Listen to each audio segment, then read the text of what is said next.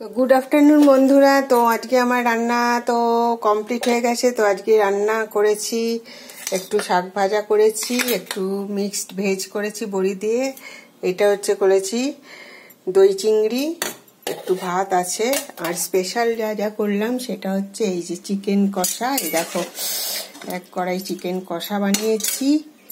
আর হচ্ছে এই যে ফ্রাইড রাইসটাও হয়ে গেছে, সব আমার রেডি। তো চিকেন কষা ফ্রাইড রাইস এটা হচ্ছে আজকে আমার স্পেশাল হয়েছে। এগুলো এখন একটু ঢেকে রাখি, ফ্রাইড রাইসটা এখনো গরম আছে তো ঢেকে রেখে দিই।